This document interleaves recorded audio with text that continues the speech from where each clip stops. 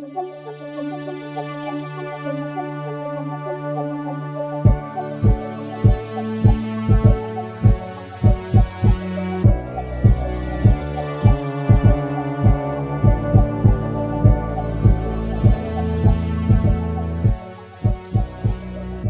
tout le monde, bienvenue à un nouveau journal de D&D dans lequel je vous parle de jeux de rôle solo. Aujourd'hui, je vais vous parler d'Ironsworn de Sean Tomkin, mais je vais pas en faire une simple présentation, parce que s'il y a un jeu de rôle solo qui n'a pas besoin de présentation, c'est probablement Ironsworn, qui est souvent un des premiers qu'on se fait suggérer quand on veut commencer le jeu de rôle en solo. Ce qui n'est pas nécessairement un mauvais choix, mais souvent, quand les gens l'approchent et ils n'ont pas beaucoup de références dans le jeu de rôle solo, ça peut sembler intimidant. Il n'y a pas nécessairement tous les codes qui sont évidents sur comment jouer à partir d'Ironsworn. Donc, ce que je vais faire dans ce podcast, c'est de vous proposer quelques astuces pour prendre en main Ironsworn si c'est votre première fois ou si vous l'avez ici et vous n'êtes pas encore certain comment est-ce que ça devrait se jouer en solo. Donc, ma première astuce, c'est de lire ce qui est essentiel seulement pour commencer. Donc, le livre est quand même assez volumineux, un peu moins que 300 pages. Je vous suggérerais de premièrement commencer par les bases, le chapitre 1, pour avoir un aperçu de ce que c'est le jeu, le ton qui est voulu, les concepts vraiment centraux, comme les caractéristiques, comme les jalons puis les vœux qui vont vous permettre d'avancer dans vos quêtes, ce genre de choses-là. Par la suite, vous pouvez passer à la création de personnages, qui est au chapitre 2, puis il y a des étapes qui vous guident, qui vous tiennent la main, dans le fond, pendant cette création de personnages-là. Vous allez choisir notamment des atouts. Je vous conseille de ne pas nécessairement lire tous les atouts, même pas lire tout ce qui est la question des règles, ce qui est mécanique dans les atouts. Moi, je vous dirais, allez-y avec qu'est-ce qui a du sens pour ce que vous avez en tête pour votre personnage. Votre personnage, vous le voyez bien avec une lance ou vous le voyez bien avec un arc. Ben, prenez un atout correspondant où vous trouvez que ça serait bien qu'il y ait un compagnon. Par exemple, un chien ou un hibou. Ben, prenez cet atout-là. Posez-vous pas trop de questions sur est-ce que ça va m'être utile. Honnêtement, pas mal tous les atouts peuvent être utiles. Il n'y a pas nécessairement de choix qui sont supérieurs à d'autres, selon moi, surtout quand on commence. Au chapitre 4, vous avez les vérités sur le monde.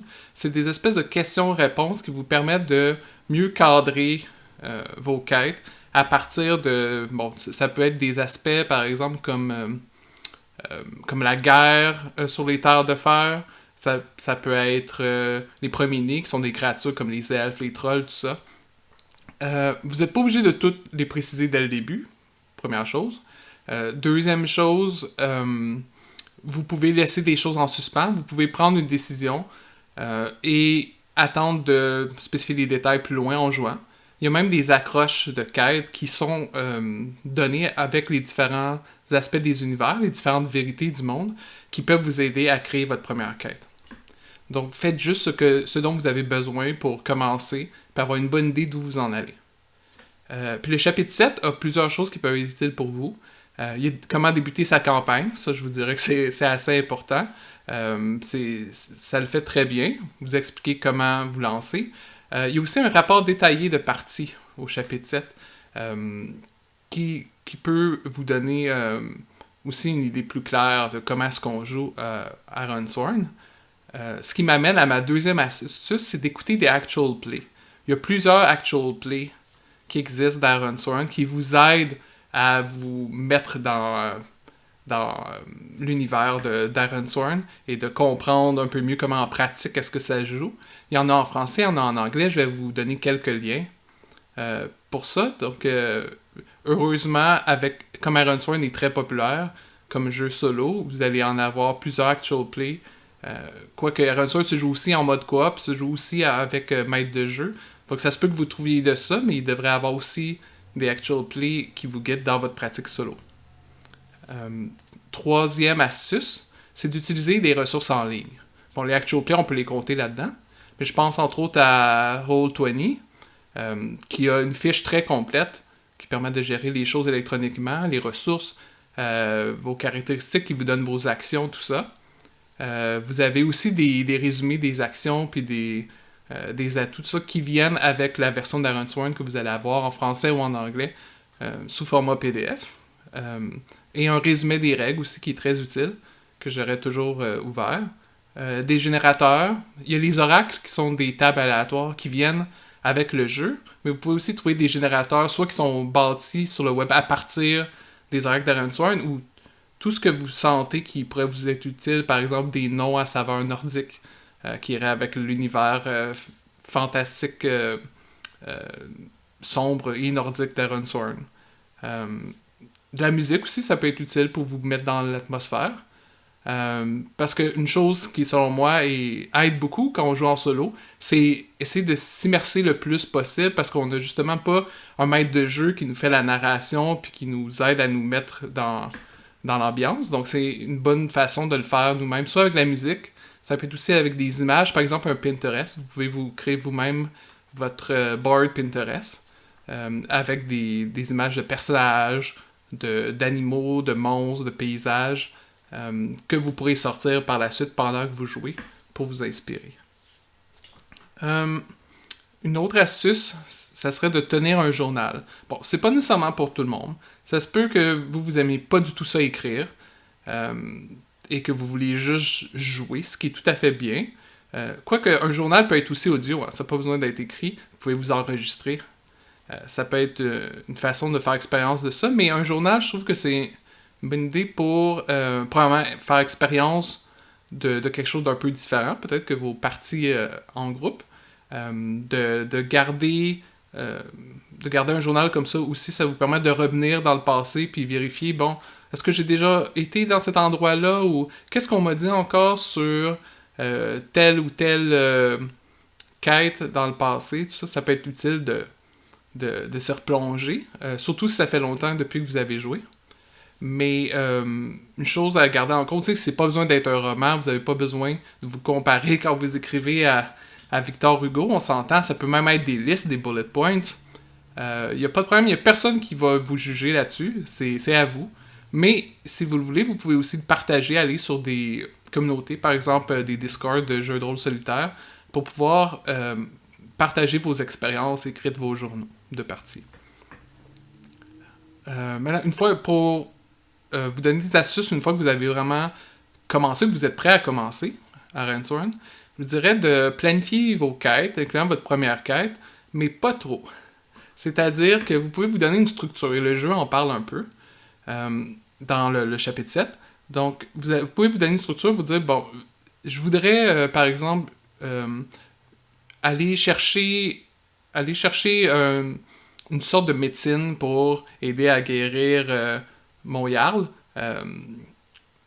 Puis, je me dis, bon, ça, il faudrait que je trouve les tels et tels ingrédients, ou il faudrait que j'aille voir une sorcière, par exemple, qui va pouvoir me créer la mixture, ce genre de choses-là. Donc, vous pouvez identifier des étapes, ce qu'on appelle dans le jargon d'Arensworn des jalons importants sur votre quête. Mais vous ne devriez pas planifier tout en détail, parce qu'évidemment, une des choses qui est intéressante avec Arensworn, c'est que voir où est-ce que ça va nous amener. Puis ça, on peut amener cette flexibilité-là en jouant avec les oracles, c'est-à-dire les tables aléatoires, et se laisser inspirer, se laisser même déconcerter des fois par qu'est-ce que les oracles vont nous donner. Donc ça se peut que vous aviez planifié quelque chose dès le départ, mais que ça donne que, oh non, en fait, cette médecine-là, cette concoction-là existe, mais quelqu'un l'a volée.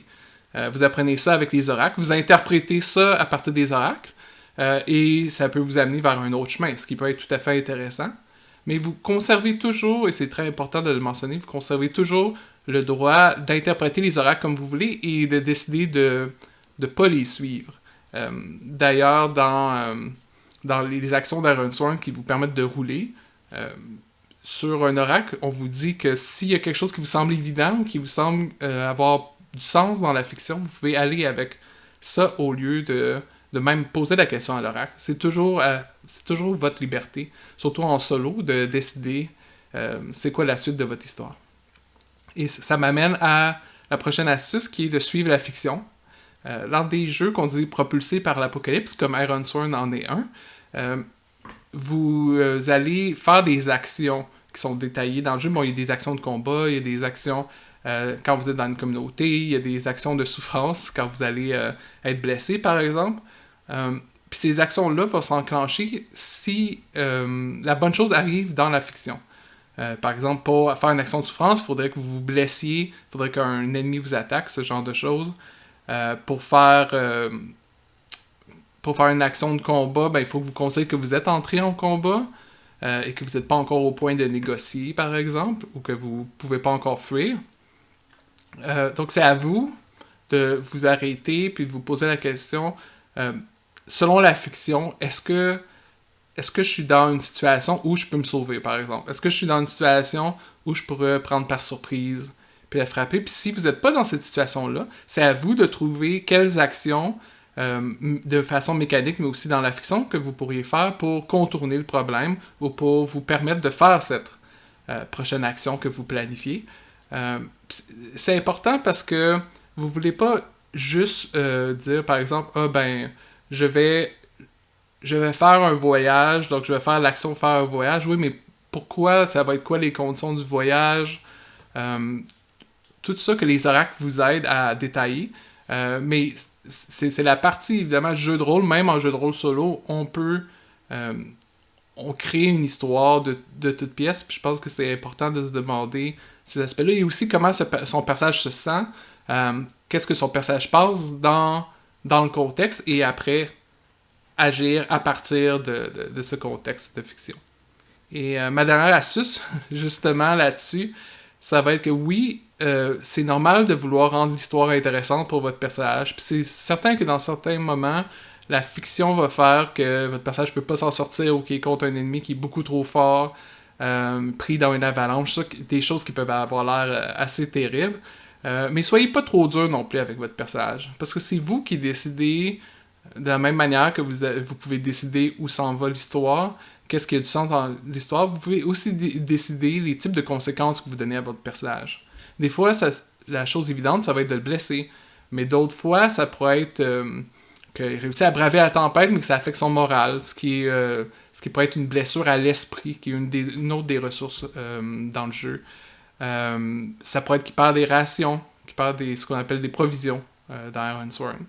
Tout ça, parce que si vous allez toujours vers la blessure, vers les conditions, les handicaps, ceux qui sont liés à la santé, ça se peut que votre personnage meure rapidement. C'est peut-être ça que vous voulez. Peut-être que vous voulez une partie qui est très mortelle. C'est correct, mais dites-vous aussi que c'est pas la seule façon de rendre l'histoire intéressante à votre personnage, puis que des fois aussi, il doit y avoir des moments d'optimisme, puis des moments d'amitié, des moments dans les communautés, pour montrer qu'il n'y a pas juste du noir dans la vie d'un fer juré. Et là-dessus, j'espère que vous allez avoir des très bonnes parties d'Ironsworn et n'hésitez pas à nous en parler de vos premières expériences avec le jeu. Bye, à la prochaine.